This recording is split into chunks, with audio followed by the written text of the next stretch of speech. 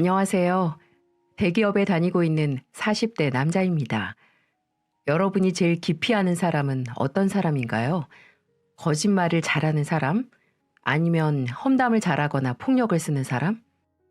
제가 제일 싫어하는 사람은 바로 앞뒤 다르고 겉과 속이 다른 사람입니다. 오죽했으면 요즘 애들한테 유행하는 겉바 속초. 그 말도 듣기 싫을 정도죠. 이제는 그저 사람도 음식도 겉이 딱딱하면 속도 딱딱하고 겉이 부드러우면 속도 부드러운 게 좋습니다. 멸리장치임이라는 사자성어처럼 겉으로는 세상 부드러운 척하지만 속은 나를 찌르는 바늘처럼 흉악하기 그지없는 인간에게 크게 대여서일까요? 심지어 그 바늘은 바로 제가 사랑했던 여자였으니 제가 입은 상처는 상상을 초월할 정도였습니다. 서른의 끝자락을 외롭게 홀로 보내던 저는 지인에게 여자를 소개받았습니다. 3살 연하인 여자는 주로 재연 드라마에 나오던 정말 들어보지도 못한 무명 배우였죠. 유명하지도 않고 TV에 나온 것도 손에 꼽을 정도로 적지만 역시 배우는 배우인지 정말 고운 외모의 소유자였어요. 성격도 안 그럴 것 같은데 털털하고 수더분한 게 더 매력적이었죠.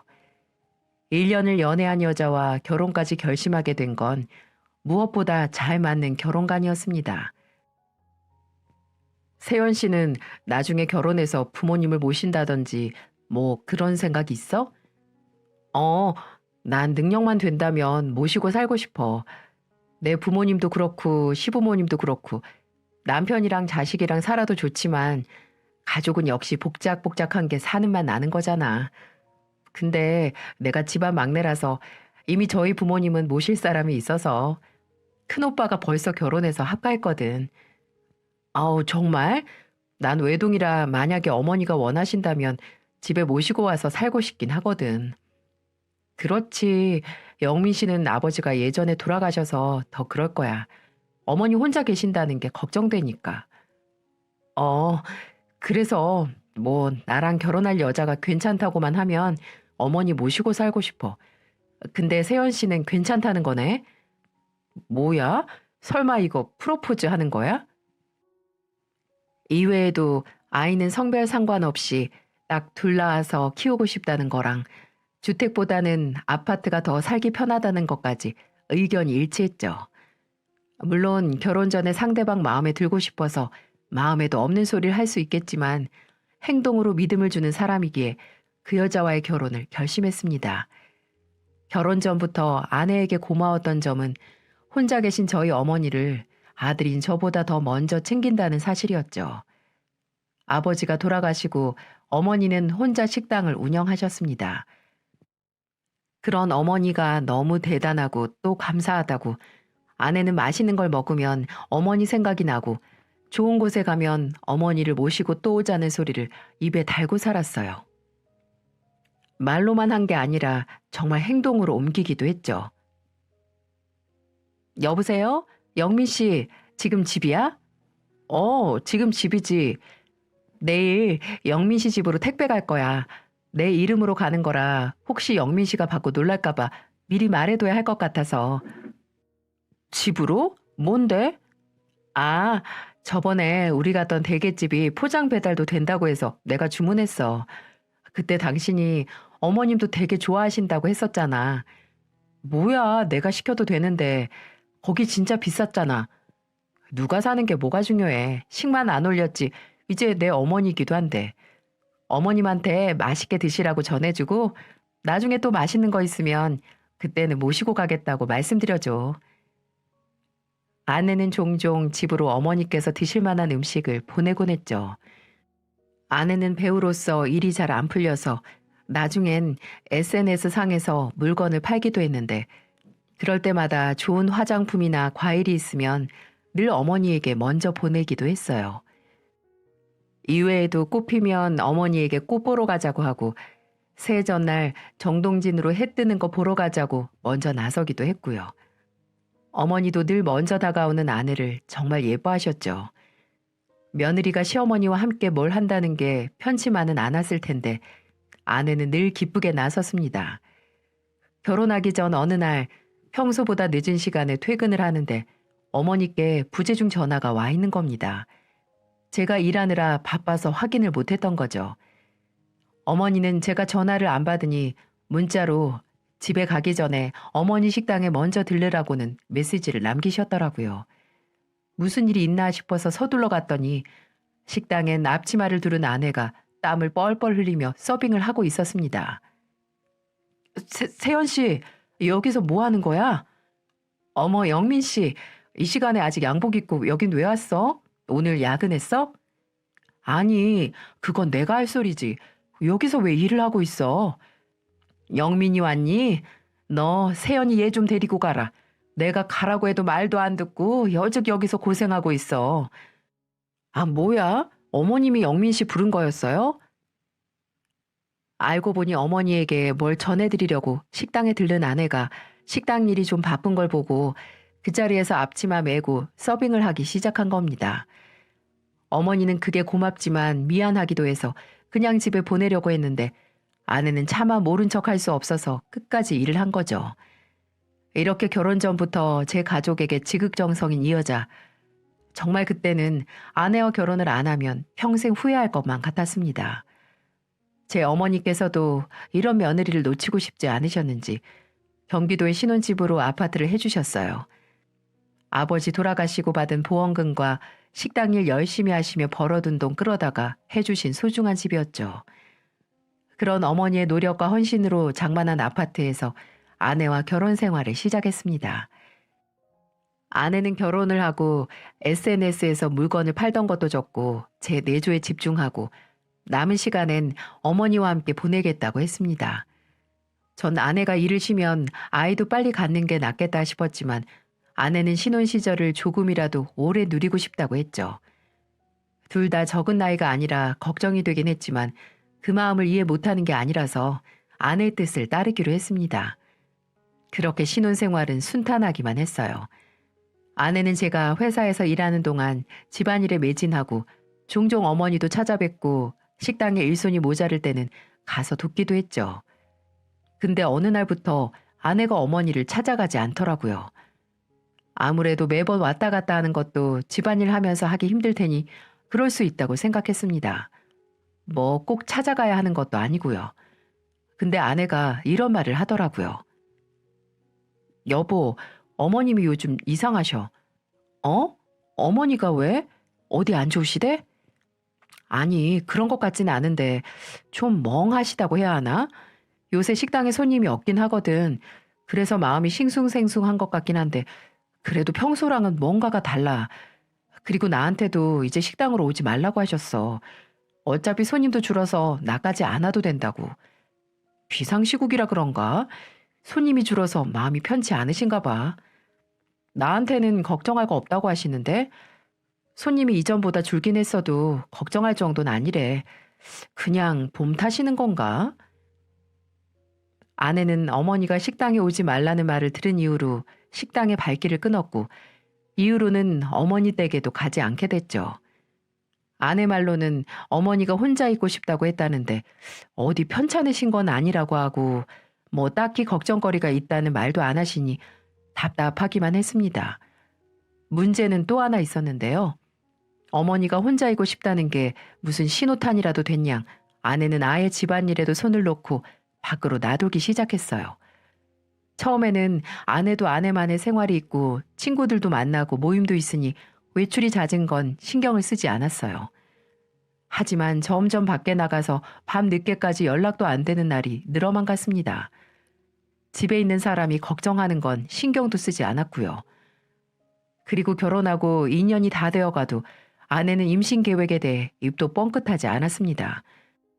분명 결혼 전에도 우리 둘은 꼭 낳아서 잘 기르자라고 말을 했었는데 저는 나이가 이제 40이 되고 아내는 30 후반이 넘어 하루가 아까운데도 말이죠. 제가 넌지시 말을 꺼내봐도 그저 얼버무리거나 신경질을 낼 뿐 아이는 아예 생각에도 없는 것 같았어요.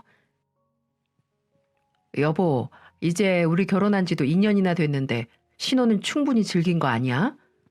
갑자기 무슨 소리야. 아니, 나도 당신도 이제 나이가 다 찼는데 더 늦기 전에 아이 갖는 게 당신 몸에 무리가 덜 갈 것 같아서. 여보, 나 아직 아이 갖고 싶지 않아. 당신은 이제 40이라고 해도 난 아직 30대잖아. 아직 못 본 거, 못 해본 거 많은데 괜히 아이한테 발목 잡혀서 못하면 아무리 내 아이라고 하더라도 미운 마음이 들 것 같아. 내가 아쉬운 거 없을 때 그때 아이 갖고 싶어. 여기서 제가 무슨 말을 더 할 수 있을까요? 아내 몸이고 아내의 선택인데 당신도 아이 갖는데 찬성하지 않았냐 화를 낼 수도 없고 그저 불편한 마음을 섞일 뿐이었죠.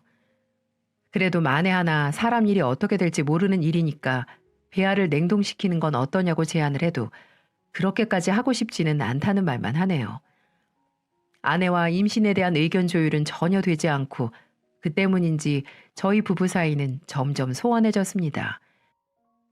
그때 어머니가 연락이 뜸해지신 것도 아내에게 의논을 하려고 말을 꺼내도 그저 남일처럼 대꾸도 하지 않더군요. 그런데 무슨 일인지 몇 주 후부터 어머니에게서 연락이 다시 오기 시작했습니다. 그것도 아주 빈번히 말이죠. 무덤덤한 어머니 성격상 늘 제가 먼저 연락을 드리거나 아내가 연락을 드렸었는데 갑자기 어머니에게서 문자가 자주 오고 부재중 전화까지 찍혀 있곤 했죠. 심지어 몇 달은 제가 연락을 해도 답장도 없으셨고 찾아가도 정말 얼굴만 보고 오곤 했거든요. 어머니가 바쁜데 뭐하러 오냐고 빨리 가라고 하셔서요. 영민아, 일하고 있니? 영민아, 오늘은 언제 끝나냐? 영민아, 뭐 먹고 싶은 건 없니? 새벽 시장 가는 김에 창거리나 사려고 그런다. 너네 어디 아픈 곳은 없지? 젊었을 때 건강검진 좀 하렴. 세연이가 통 연락이 안 되네. 세연이 일 시작했니? 아들, 오늘도 일 열심히 해라. 밥 거르지 말고. 등등 어머니에게서 오는 문자가 늘어만 가는데 그것 때문에 어머니랑 연락을 자주 해서 기분이 좋아지는 게 아니라 좀 이상하더라고요. 어머니가 이런 간지러운 문자를 보낼 뿐이 아닌데 하고요. 퇴근 시간에 맞춰 또 어머니께서 전화를 하셔서 운전하면서 이런저런 대화를 나누다가 안 되겠다 싶었어요. 집에 계신다는 말만 듣고 운전대를 돌려 어머니 댁으로 향했죠. 어머니에겐 댁으로 가겠다는 말 없이 그냥 통화를 종료하고 언질도 없이 무작정 찾아갔습니다. 아내에겐 어머니 댁에서 밥 먹고 들어가겠다고 메시지를 남겨놨어요. 어머니는 방금 통화했는데 갑자기 나타난 아들 얼굴을 보고 당황하시긴 했지만 금방 반가워해 주셨어요. 늘 오랜만에 뵐 때도 무덤덤하는 어머니인데 정말 소녀처럼 웃으면서 좋아하시더라고요. 아니 올 거면 연락 좀 하지. 요 앞에 마트라도 갔다 오게. 뭐하러 그래요. 아들이 엄마 집에 오는 건데 그냥 있는 반찬만 먹어도 맛있어요. 근데 어머니 웬일로 이 시간에 집에 계세요? 어? 아, 주방 사람한테 맡기고 일찍 들어왔어. 일단 거기 앉아라. 냉장고에 뭐 있는지 좀 봐야지. 주방으로 들어가 부산스럽게 이것저것 꺼내는 어머니의 뒷모습을 보며 어딘지 마음이 편치만은 않았던 저는 식탁에 앉았어요. 식탁엔 어머니가 즐겨 먹는 과자가 통에 담겨 있기도 하고 어머니가 매주 받아서 보시는 잡지가 여기저기 널려 있기도 했죠. 어머니가 에구 밥이 없네 하며 쌀을 씻기 시작하셔서 좀 시간이 걸리겠구나 싶었죠. 그래서 어머니가 읽던 잡지를 읽을 거 없나 해서 이리저리 뒤집는데 잡지 무더기 위에 약통과 잡지들 사이에 병원 진단서가 있는 게 아니겠어요? 평소 어머니는 디스크 약이나 혈압약을 드시긴 해서 그건 줄 알았는데 별 생각 없이 진단서를 읽고 전 충격을 감출 수가 없었습니다. 꽤 큰 대학병원 이름이 찍혀 있는 진단서에는 위 내시경 검사 결과가 찍혀 있었고 위선암으로 진단되어 검사 및 치료 예정이다 라는 소견이 적혀 있었고 여기저기 알 수 없는 영어와 의학적 정보가 써져 있었지만 또렷하게 읽을 수 있었죠. 위선암, 위암이라니 도저히 믿을 수가 없어서 옆에 있던 약통까지 들어 확인하니 항암제가 확실했어요. 몇 분 정도 꼼짝도 않고 그저 정신을 차리기 위해 눈만 껌뻑껌뻑 하다가 주방에서 반찬을 꺼내는 어머니에게 물었어요. 어머니, 이거 뭐예요? 어머니 암 걸리신 거예요? 어머니는 반찬 뚜껑을 열다 말고 제 손에 들려진 진단서와 약통을 보고 그대로 의자에 주저앉으셨어요. 분명 얼굴이 새파랗게 창백해지셨는데 애써 제게 아무것도 아닌 것처럼 말하셨죠. 아, 그거 내가 좀 오랫동안 위 상태가 안 좋았거든. 아니, 이번에는 위가 좀 쓰린 게 오래 가서 병원에 가봤는데 대학병원 가서 내시경 해보라고 하잖아. 아, 근데 걱정할 거 전혀 없다. 초기래, 초기. 생존율이 90이 넘는단다. 그 약은 수술 전에 먹는 항암제라고 해서 먹는 거고 금방 수술해서 괜찮아진다니까. 근데 어떻게 저한테 말 한마디 안 할 수가 있어요. 어머니 위 아프다는 것도 저 처음 들어요. 처음. 그렇다고 제가 어머니한테 안부 연락을 안 하거나 어머니 얼굴 보러 안 오는 것도 아니잖아요. 근데 이게 뭐예요? 검사한 지 벌써 2주가 다 돼가는데 어떻게 말씀을 안 하셔서 이제야 알게 하시냐고요. 뭐 좋은 얘기라고 그걸 하니. 들어봤자 걱정만 하고 네 속만 썩을 텐데. 어머니, 진짜. 그럼 수술은요? 어머니 수술하려면 보호자도 필요한데 수술 당일에 말하려고 하셨어요? 제 말에 어머니는 죄인처럼 아무 말도 하지 않으셨습니다. 근래 들어 어머니가 저에게 해온 문자나 전화가 모두 몸 아픈 걸 애들로 표현한 건 아닐지 하고 마음이 아파왔어요. 물론 자식 걱정해서 본인 아프다는 말하기 어렵다는 거 잘 압니다. 하지만 늦게 한 자식의 마음은 죄송한 마음과 왜 부모님 아픈 걸 이제야 알게 하냐는 죄책감과 원망으로 엉망이 되죠. 전 아픈 어머니께 더 이상 모진 소리를 해봤자 제 죄책감에 대한 화풀이라는 걸 알기에 차분히 마음을 가라앉히고 말했어요. 어머니, 이제부터 제발 저한테 뭐 좀 숨기지 말고 바로바로 말해줘요. 네?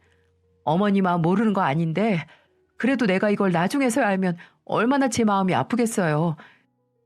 지금은 그나마 초기라고 하고 수술 날짜 잡는 게 우선이니까 일단 앞으로는 뭐든 저한테 먼저 말해주세요. 알았어요? 어머니는 제 진심 어린 당부에 고개를 끄덕이셨지만 입술만 달싹거리며 말을 잇지 못하셨어요. 분명 뭔가 더 있구나 하는 예상에 심장이 덜컥 내려앉았죠. 어머니, 여기서 말하세요. 어머니 위 아팠던 것도 이전에 세연이 식당에 못 오게 한 것도 다 뭐가 더 있는 거죠? 네?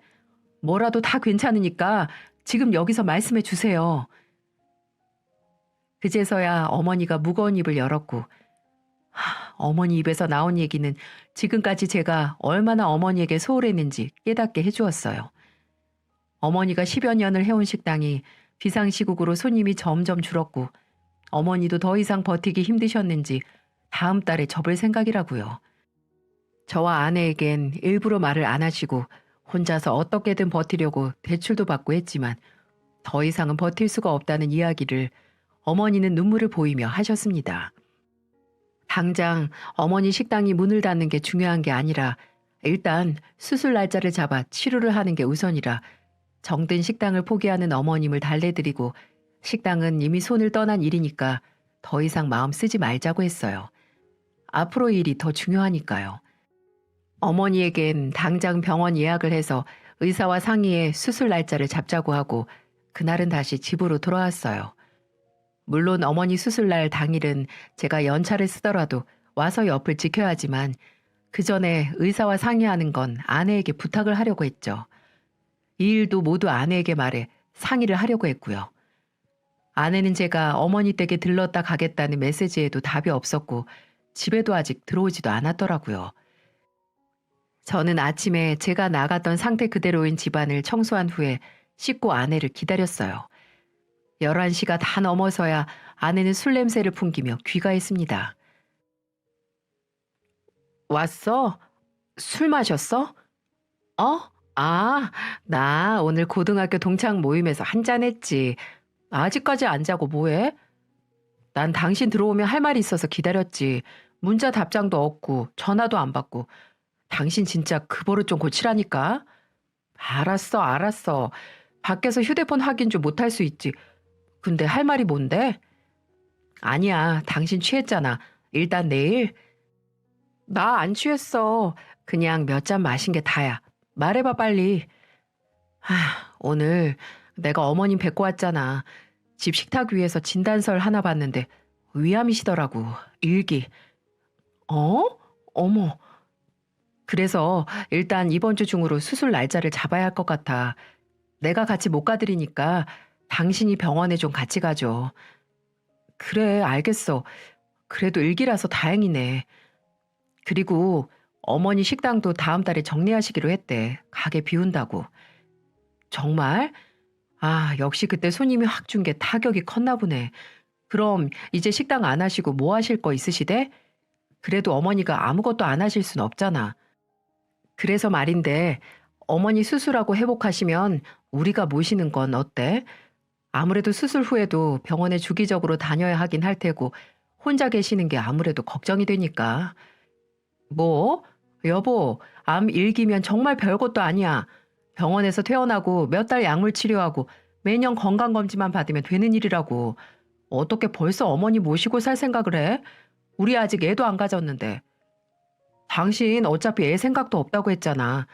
그리고 어머니가 몸도 안 좋으신데 당장 무슨 일을 시작하실 수도 없고. 언젠가 같긴 할 텐데 시어머니 모시고 살면 임신 더 늦어질걸? 그리고 회복 금방 하시겠지. 난 싫어. 요즘 요양병원 잘 돼 있기도 하고 사람 써서 집에 상주하는 도우미도 있잖아. 여보, 어떻게 그렇게 야멸차게 나올 수가 있어? 당신 부모님 모시고 사는 거 좋다고 분명 그랬었잖아.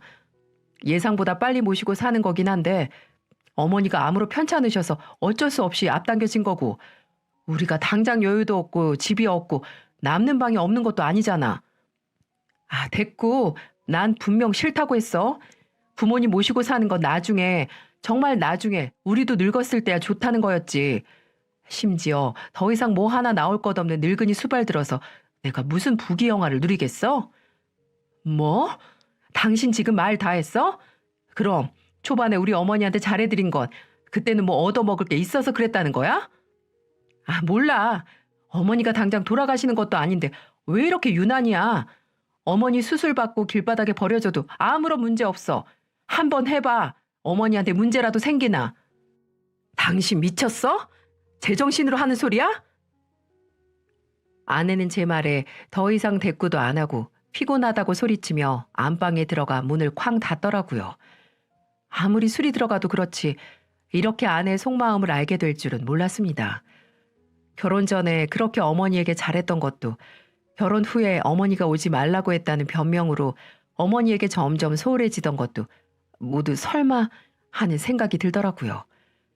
당장 어머니는 편찮으셔서 수술을 받아야 하시고 식당 문을 닫고 보살펴줄 사람도 필요한데 아내는 모두 싫다고만 하더라고요. 분명 아내가 결혼 전부터 시부모님 모시고 살긴 싫다는 말만 했어도 저도 부탁하지 않았을 겁니다. 하지만 이전에는 모두 동의했던 의견을 이제 와서 아니라고 하니 진짜 어이가 없더라고요. 하지만 아내는 분명 크나큰 실수를 저지르고 말았습니다. 술에 취해 까먹은 것인지 아니면 정말 순진하게 기억에서 지운 것인지 알 수 없었지만 아내는 결혼 전에 저와 어머니에게 약속한 게 있었거든요.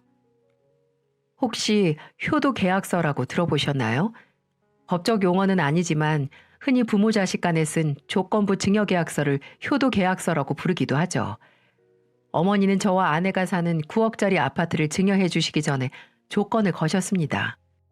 결혼식 몇 달 전 신혼집을 알아볼 시기에 어머니는 저희를 부르셨죠. 그리고 변호사에게 공증받은 서류를 내밀며 말씀하셨습니다. 먼저 확실히 해둬야 할 것 같아서 말이다. 내가 너희를 못 믿어서 그러는 게 아니라 이제 내 나이쯤 되면 아무래도 믿을 구석을 만들어둬야 한다고 들어서 그래. 신혼집을 너희에게 해줄 거긴 하지만 내가 돈이 넘쳐나서 해주는 게 아니고 나도 있는 돈 없는 돈 끌어다가 해주는 거니 이 정도 서류는 만들어둬야 마음이 편하겠다 싶어. 효도 계약서라고 써있는 서류에는 아파트 부동산 표시가 되어 있었고 증여인의 어머니 성함이 그리고 수증인에는 제 이름이 적혀 있었어요.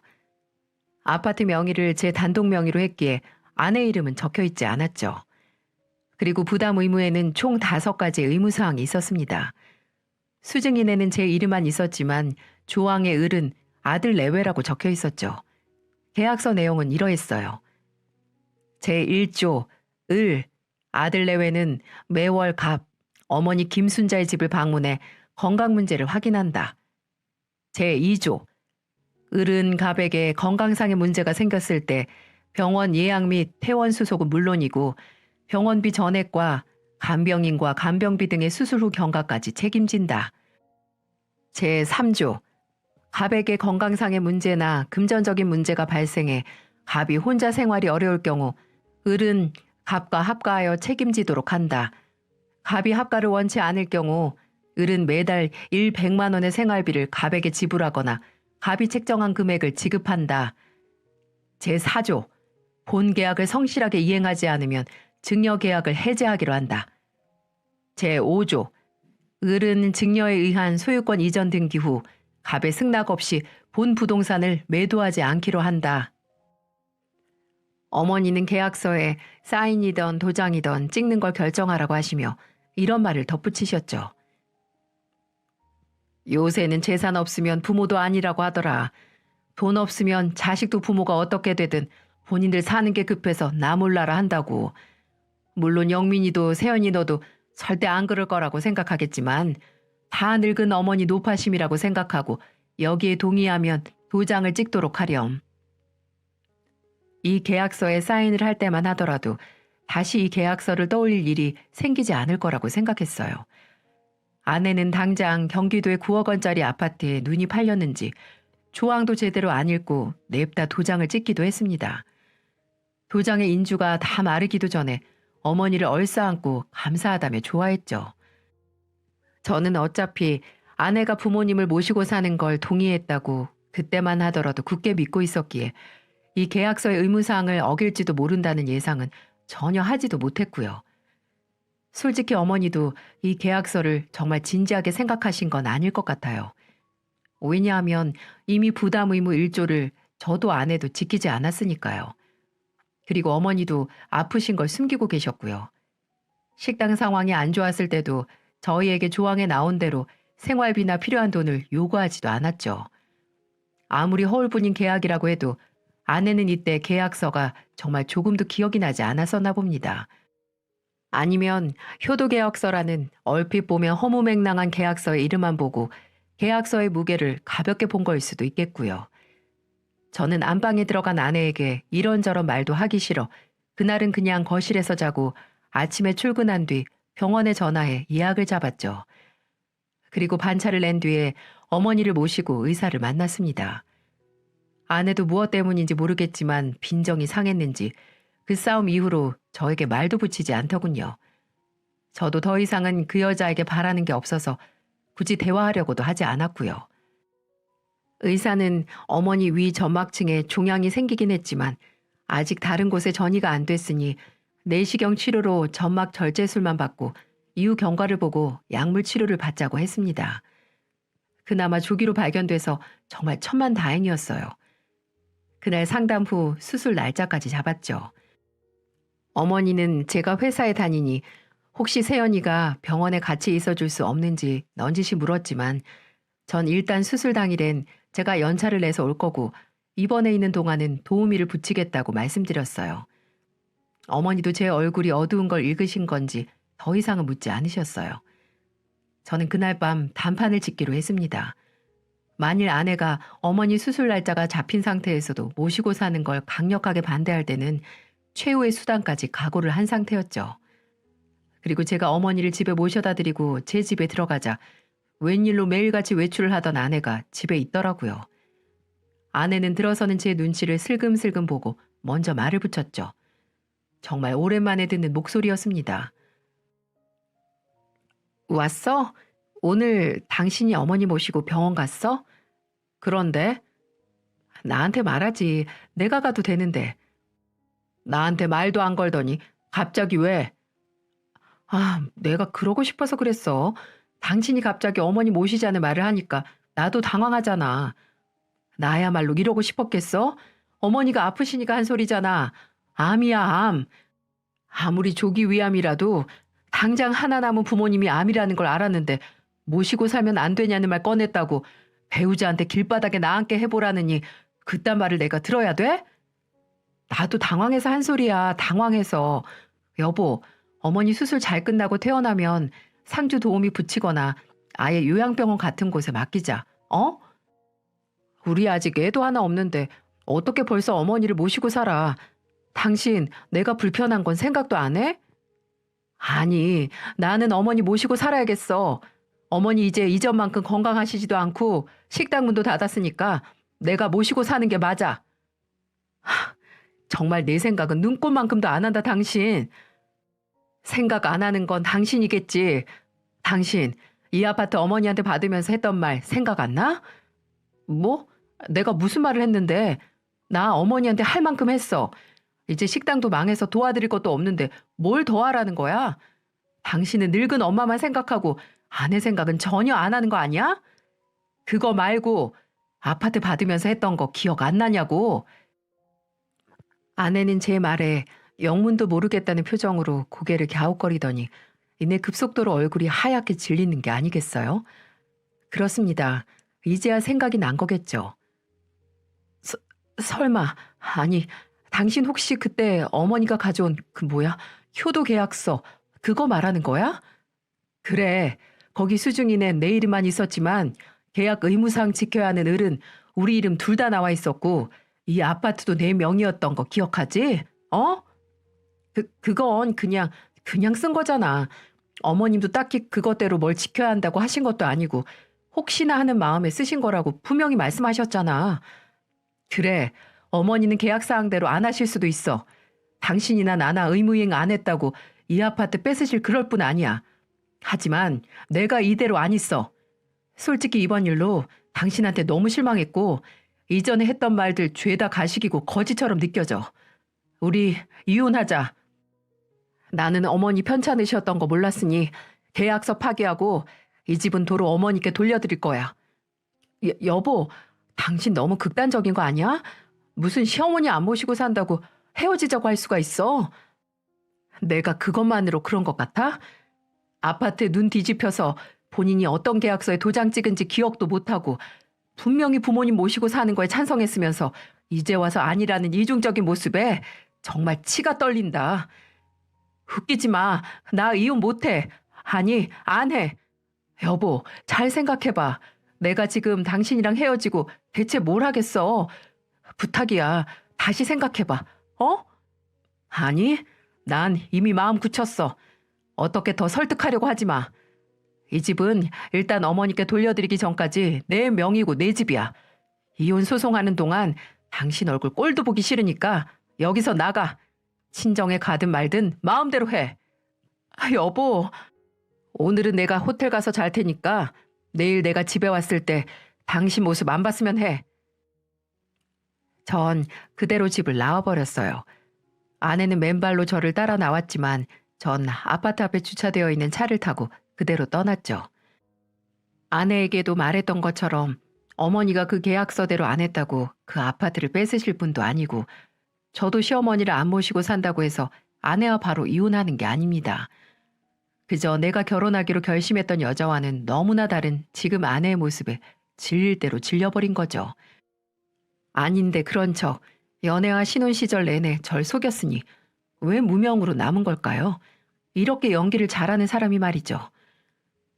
다음날 변호사에게 이혼 소송 상담을 하고 집으로 돌아왔을 때 집에서 제일 큰 여행 가방과 아내 물건 몇 개가 없더군요. 다행히 아내는 제 말대로 집을 나갔습니다. 그 이후로 저는 정말 바쁘게 지냈습니다. 낮에는 회사에서 일하고 퇴근하면 수술을 앞두고 입원한 어머니께 달려갔죠. 어머니가 면역력이 좀 떨어지고 미열이 좀 나서 수술 날짜가 조금 미뤄졌기에 입원하는 날이 더 길어졌습니다. 하루는 병원 들르기 전에 어머니 집에 가서 어머니 물건을 더 챙겨오려고 하는데 거짓말은 도둑놈의 장본이라는 말이 있죠. 어머니 댁 현관문 비밀번호를 치고 들어선 곳엔 정말 도둑놈처럼 안방 옷장과 서랍장을 뒤지던 아내가 있더라고요. 당신 지금 여기서 뭐 하는 거야? 어머 깜짝이야. 여보, 여기서 뭐 하는 거냐고 묻잖아. 안방 옷장은 이미 뒤집어질 대로 뒤집어져 있고 서랍장도 다 튀어나와 있는 게 딱 애타게 뭘 찾고 있던 모양새더군요. 당신 설마 그 계약서 찾아서 뭐 찢어 없애버리려고? 그것만 없애고 나한테 위자료로 그 아파트 받으려는 속셈이야? 아니, 그게 아니라 난 그냥 확인만 하려고. 경찰 불러서 쇠고랑 채우기 전에 나가! 당장 나가라고! 아내는 정말 쥐새끼 마냥 화들짝 놀라 빠르게 어머니 집에서 나가더라고요. 이제 정말 도둑질까지 하다니 괜한 헛수고만 한 거죠. 계약서는 이미 어머니가 아니라 제게 있었기 때문이었죠. 제가 신혼집 비밀번호도 바꾸고 서재 있는 책상 서랍에 넣어 열쇠로 잠가뒀을지 상상도 못하고 무턱대로 어머니 집만 난장판으로 만들어둔 거예요. 참나, 정말 가지가지 부지런 떠는 거 아닙니까? 아예 경찰서에 신고를 해서 이혼소송 때 불법 치니까 절도죄로 찍소리 못하게 해줄까 했지만 그때는 제가 그럴 기력이 없었습니다. 당장 어머니 속옷과 생필품을 더 챙겨 절 기다리는 어머니께 갔어야 했으니까요. 어머니에게 아내가 어머니 집을 뒤지고 있었다는 말은 굳이 하지 않았어요. 수술을 앞두고 다른 걱정을 끼쳐드리고 싶지 않았거든요. 그리고 그 주에 어머니는 수술을 하셨고 수술은 무사히 잘 끝났습니다. 아무래도 나이도 있고 원체 혈압이 높으신 어머니는 며칠 더 입원해서 수술 경과를 지켜보기로 했죠. 제가 없는 시간에는 간병인이 어머니 옆에 있었고 저도 퇴근하고 어머니를 보러 갔습니다. 야근을 해야 하는 날은 점심시간이라도 병원에 가서 어머니를 보고 왔고요. 그러려고 제 회사와 가까운 곳 병원에서 수술을 하기도 했으니까요. 그날도 피치 못해 야근을 하게 될 것 같아서 점심시간을 이용해 어머니가 계신 병원에 갔는데 병원 엘리베이터에 탔을 때 간병인으로부터 전화가 오는 겁니다. 네, 이모님. 저 지금 병원 아유, 사장님. 여기 지금 병실에 어떤 여자가 찾아왔는데 빨리 와보셔야 할 것 같아요. 간병인 이모님의 급한 목소리에 저는 이곳이 병원인 것도 있고 엘리베이터에서 내리자마자 어머니가 입원한 병실로 뛰어들어갔어요. 그곳엔 침대에 힘겨운 얼굴로 앉아있는 어머니와 침대 아래에 무릎을 꿇고 어머니 바지가랑이를 잡고 있는 아내가 있었죠. 여러분, 사람이 이 정도로 구차해질 수 있는지 저는 정말 상상도 못했습니다. 이게 믿겨지시나요? 어머니, 제가 진짜 죄송해요. 저도 힘들어서 그랬어요. 힘들어서. 시어머니 모시면서 사는 게 자신이 없어서 그 사람한테는 그냥 생각할 시간을 좀 달라고 했을 뿐인데 다짜고짜 갈라서자고 하잖아요. 어머니, 제발 그 사람 마음 좀 돌려주세요. 제가 혼자서 어떻게 살아요? 세연아, 이러지 말고 일단 일어서서. 야, 주세연! 수술 회복 중인 어머니에게 생각도 없이 자꾸 매달리는 아내에게 소리를 쳤죠. 어머니도 아내도 놀라 병실 문을 쳐다보는데 아픈 사람이 있는 병원에서 이게 다 무슨 난리냐는 말입니까? 너 진짜 끝이 없구나. 어머니 집 뒤지는 것도 모자라서 이제는 아픈 어머니 병원까지 찾아와서 이 난리를 쳐? 이모님, 당장 병원 데스크에 전화해서 사람 좀 불러주세요. 아니, 경찰에 신고하세요, 당장. 여보, 당신 어떻게 나한테 이렇게까지 해? 내가 이혼 소장 받고 얼마나 놀랐는지 알아? 나는 분명히 말했어. 이혼한다고. 일단 당장 나가. 여기 병실이고 어머니 수술한 지 얼마 되지도 않으셔서 안정 취하셔야 돼. 거봐, 또 어머니 걱정만 하지? 어머니, 이 사람이 이런 사람이에요. 제 생각은 남보다 못하게 하고 늘 어머니만 챙겨서 이러는 거라니까요. 입 안 닥쳐? 너 정말 제정신이 아니구나. 그래, 나 제정신 아니야. 당장 당신한테 내쫓겨서 평생 이혼녀 딱지 붙이고 살 텐데 내가 어떻게 맨정신일 수 있겠어? 조용히 하지 못해. 그때 참다 못한 어머니가 큰 소리를 치셨습니다. 아직 몸 회복도 안 되신 분이 얼마나 화가 나면 그러셨을까. 사람 한 명 잘못 만나서 어머니께 이런 회개한 광경을 보게 한 제가 불효자죠. 세연이 너 할 말 없어. 분명히 너 효도계약서 쓸 때 꼭 지키겠다고. 어머니가 원하시면 언제든지 합가하자고 했던 애가 너야. 괜히 안 해도 될 말 새치어 놀려서 이 지경까지 온 건 다 네 업보니까 억울할 거 하나 없다. 나도 이렇게까지는 안 하려고 했는데 네 꼴을 보아하니 이혼밖엔 답이 없겠구나. 이제는 만약에 내 아들이 너랑 이혼을 안 한다고 해도 난 그 계약 해지할 생각이니까 군말 없이 이혼해. 알아들어? 단호한 어머니의 말에 아내는 그대로 주저앉아 울었습니다. 한바탕 소동으로 병실 관계자들이 와서 끌어내기 전까지 아주 곡소리를 하며 울었죠. 나중에 병원 CCTV를 증거로 아내가 아픈 시어머니가 계신 병원까지 찾아와 난동을 피웠다는 것도 추가로 접수했습니다. 영상엔 아내가 병원 관계자에게 양팔이 붙잡힌 채 연행되는 게 찍혀 있었고 간병하는 이모님도 그때 상황을 증언해 주셨죠. 그리고 지난달 기나긴 이혼 소송이 막을 내렸습니다. 아내는 반소를 청구해 재산 분할을 신청했지만 CR도 먹히지 않았고요. 아내와의 3년도 채우지 못한 결혼 생활보다 이혼 소송 기간이 더 길게 느껴진 건 제 착각일까요? 어쨌든 비로소 끈질긴 악연을 끊어냈다고 생각하니 속이 후련하기만 합니다. 어머니께서도 이후 퇴원을 하시고 지금은 저와 함께 살고 계세요. 어머니가 원래 살던 집은 팔아 이전 어머니가 빌린 대출을 해결하고 신혼집이던 집에서 어머니와 함께 살고 있습니다. 어머니는 40대 이혼남인 아들을 늘 안쓰럽게 생각하시지만 오히려 전 결혼했을 때보다 이혼남 딱지가 붙은 지금이 더 마음이 편하네요. 어머니가 전 아내에게 말했던 것처럼 그 여자가 상대방의 환심을 사기 위해 했던 빈 말들이 없었다면 이렇게까지 되진 않았겠죠. 괜히 새치열을 되는 대로 놀렸다가 나중에 수습도 하지 못하고 책임도 못 지자 배째라는 식으로 나오니까 이런 결과를 낳을 수밖에요. 정말 결혼을 해서 함께 살아도 다 알 수 없는 게 사람 속인가 봅니다. 배를 갈라 속을 보일 수 없으니 그저 삼촌지설로 상대방에게 믿으라고만 할 뿐이죠. 하지만 그저 말보다는 역시 오랫동안 이어지는 변함없는 행동을 믿어야 한다고 느꼈어요. 언젠가 변하는 상대방을 보고 상처를 입기보다는 그저 빠르게 관계를 잘라내는 게 제게도 그리고 제 가족에게도 최선이라고요.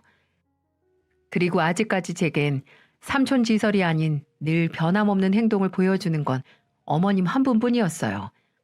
앞으로 다른 걱정하지 말고 그저 건강을 회복하신 어머니와 함께 편하게 살고 싶어요. 저의 긴 이야기를 들어주신 여러분께 모두 감사드립니다. 늘 행복하시고 건강하세요.